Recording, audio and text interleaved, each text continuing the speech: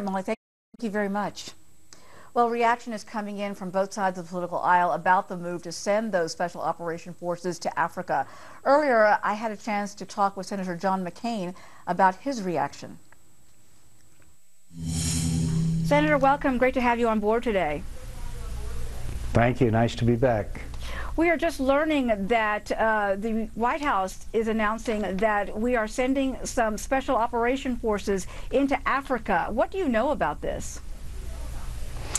Frankly, I haven't heard anything more than the media reports, which is kind of unfortunate. This White House has been singularly uncommunicative with Congress in general and Republicans in particular. But I had heard that this was a contingency that they were looking at, and it clearly has to do with training and as well as some counterterrorism operations.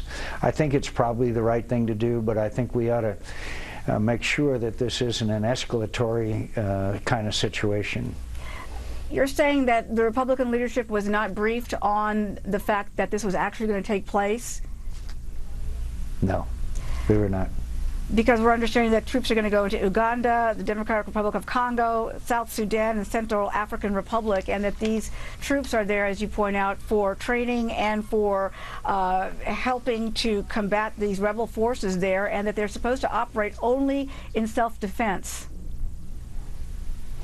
Yeah, in other words, training and planning, but obviously not in actual combat, and that means you act only in self-defense.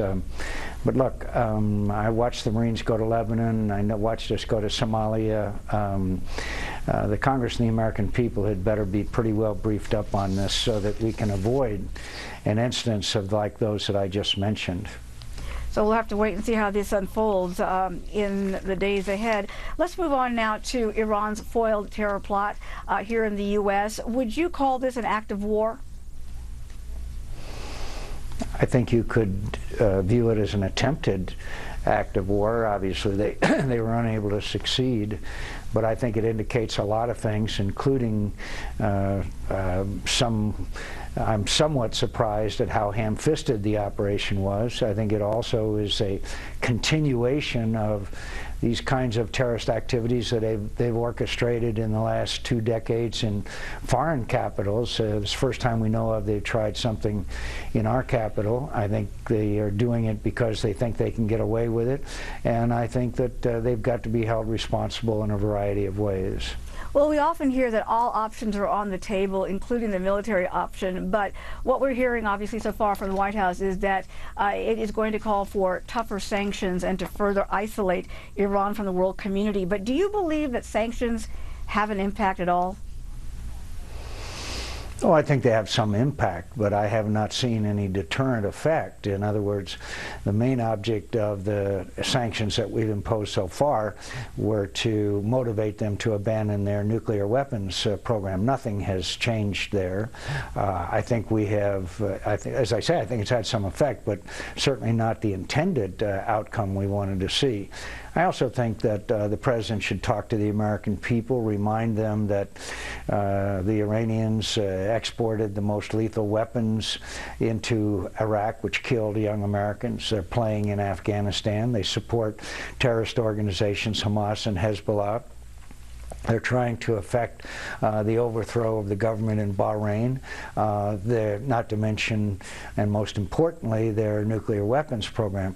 So if I were the President, I'd go and talk to the American people and tell them the magnitude of this challenge that the Iranians pose, and then I would gather my intelligence people and General Petraeus, the new director of the CIA, and say, what kind of covert activities do we have going on? What kind can we carry out? And would be exploring those options.